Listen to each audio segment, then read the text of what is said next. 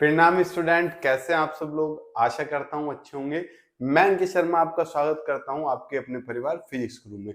देखिए, हम पढ़ रहे हैं क्लासिकल मैकेनिक्स और क्लासिकल मैकेनिक्स की यूनिट 4 चल गई है, जो इस बुक की लास्ट यूनिट है। और यूनिट का नाम आप भली भांति जानते हो, सेंट्रल फोर्स।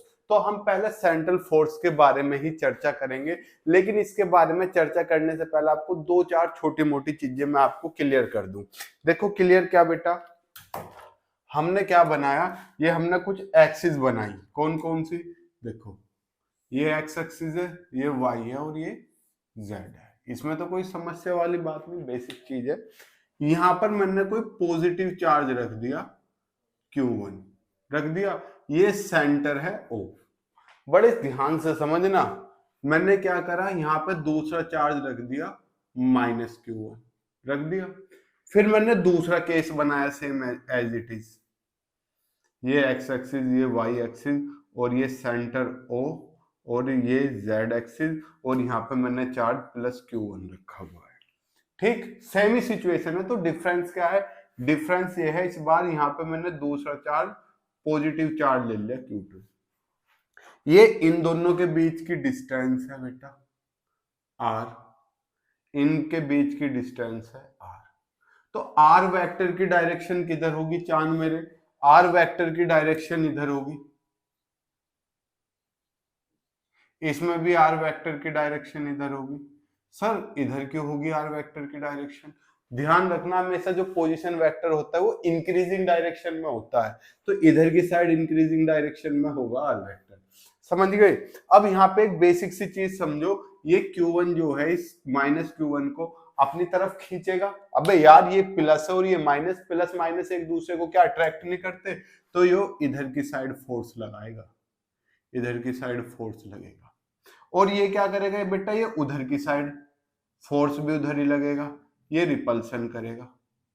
अरे ये भी प्लस है, ये भी प्लस है, क्या रिपेल नहीं करेंगे? तो देखो, ये पॉइंट है जिसे हम सेंटर बोल देते हैं।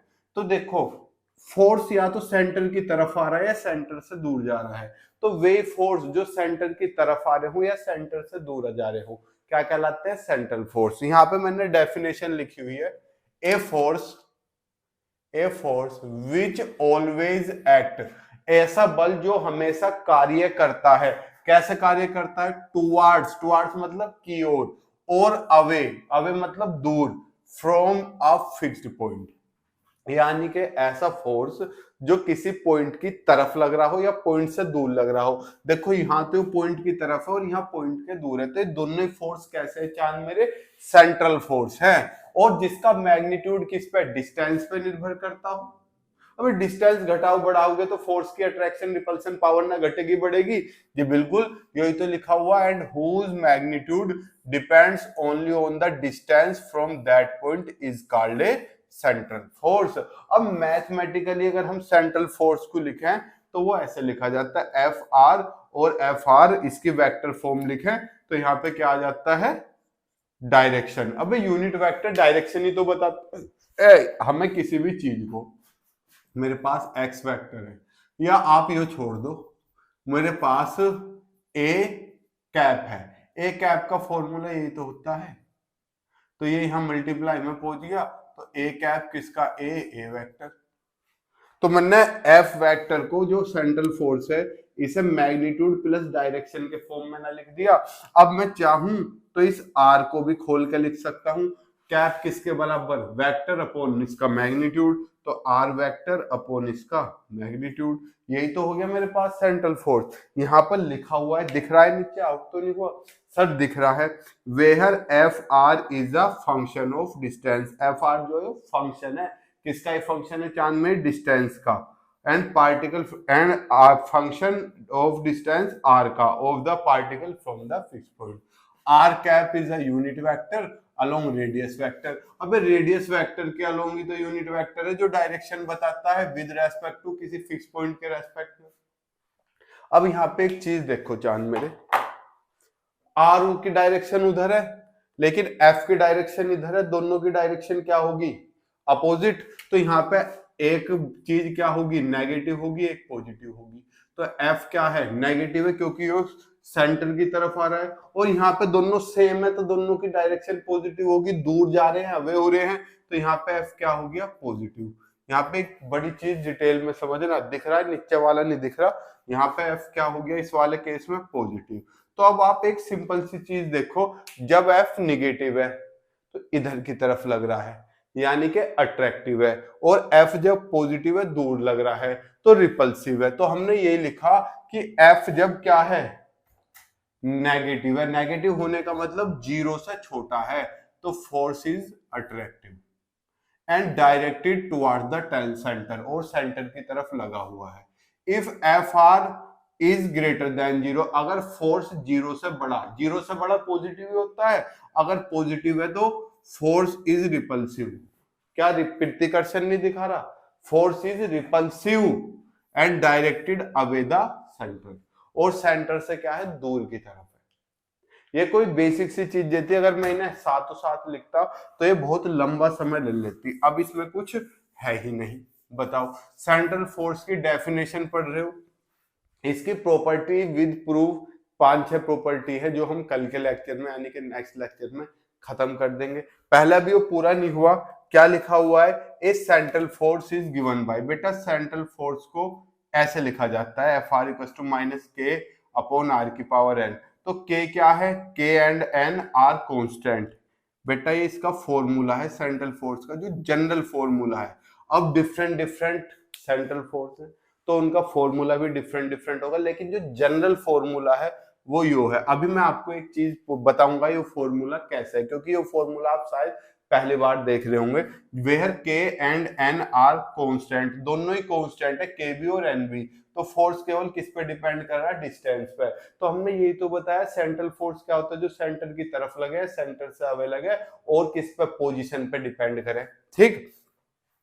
Is and this is known as nth power of law.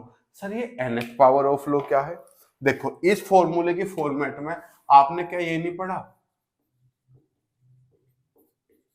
क्या दो मास रखे हुए एक दूसरे से r डिस्टेंस पे, तो आप बेटा मास की पोजीशन ही तो बदल सकते हो, यानी कि r की डिस्टेंस ही तो बदल सकते हो। जी भी कांस्टेंट, मास भी, दोनों क्या होते हैं कांस्टेंट, तो वेरिएबल क्या हो गया r। तो ये फोर्स किस पे डिपेंड कर रहा है, केवल डिस्टेंस पे। दूसरा, ये एक दूसरे की तरफ अट्रैक्शन लगाते हैं, तो एक पॉइंट की तरफ अट्रैक्शन लग रहा है, तो क्या हो गया सेंट्रल फोर्स ना हो गया यो।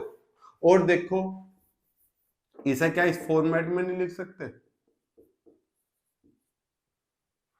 लिख सकते हो नहीं लिख सकते, बिल्कुल लिख सकते हैं। अब के की वैल्यू कितनी है, -G_m1m2। अब के की जगह -G_m1m2 रखोगे तो माइनस माइनस प्लस में ना हो जाएगा, सर हो जाएगा। और n की वैल्यू कितनी है, 2। समझ गए, जब इसमें ये वैल्यू रख दोगे इस वाले फॉर्मूले में तो क्या यही नहीं मिलेगा, सर बिल्कुल मिलेगा। अब देखो यहाँ पे क्या है, नीचे स्क्वायर है, तो स्क्वायर नीचे की तरफ है और नीचे की तरफ है उसे इनवर्स बोलते हैं, तो ये क्या बन गया inverse square law. This is known as nth power law, यानी कि इनवर्स स्क्वायर लो। 3 होता तो ट्राई पावर हो जाता। अब देखो अगर मैं k को 0 से बड़ा कर दूं, सुनना, k को 0 से बड़ा करने का मतलब k क्या हो गया पॉजिटिव, k पॉजिटिव है तो पूरी वैल्यू क्या होगी नेगेटिव, और जब एफ आर नेगेटिव हो तो फोर्स अट्रैक्टिव होता है। तो अगर k 0 से बड़ा है तो फोर्स क्या है अट्रैक्टिव, समझिए। अब अगर मैं k को माइनस में कर दूं तो k भी माइनस में, एक माइनस फॉर्मूले में, तो माइनस माइनस प्लस, तो एफ आर प्लस बन जाएगा। प्लस मतलब 0 से बड़ा, और 0 से बड़ा होते फोर्स क्या हो जाता है रिपल्सिव। बताओ था कुछ इस पर। अब आप यो वाली बात नहीं समझे, तो अगर मैं आपको एक सिंपल वे में एक नई चीज बताने की कोशिश करता हूं।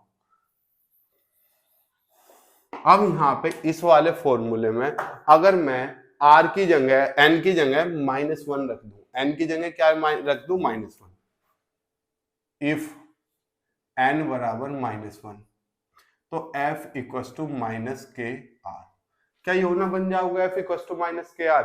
इसमें तो कोई रॉकेट साइंस ही नहीं है। अगर हम वन डायमेंशन की बात करें, r क्या है, अब r यही तो होता है xi cap plus yj cap plus zk cap, यही तो होता है। अगर मैं फॉर वन डायमेंशन, अगर मैं वन डायमेंशन की बात करूं, किसकी, वन डायमेंशन की, तो आर एक्स के इक्वल ना आ जाएगा, केवल एक ही एक्सिस ली जाएगी, तो एफ इक्वल टू माइनस के एक्स ना आ जाएगा। क्या ये और प्रत्यानयन बल नहीं है जिसे आप रिस्टोरिंग बोलते हो स्प्रिंग का? जब आप स्प्रिंग को खींच देते हो तो इधर की तरफ चलती है, डिस्टेंस पे डिपेंड कर रही है, जितना खींचोगे उतना ज्यादा फोर्स लगाना पड़ेगा, और इधर की तरफ आ रही है एक पॉइंट की तरफ, तो क्या सेंट्रल फोर्स नहीं? देखो इसी फॉर्मूले से नहीं आ गया सेंट्रल फोर्स भी, तो जितने भी सेंट्रल फोर्स होते हैं सब इसी फॉर्मूले से निकल के आ जाते हैं। ठीक, तो सम एग्जांपल्स ऑफ, बस शॉर्टकट में ऐसे लिख दो, एग्जांपल्स ऑफ सेंट्रल फोर्स।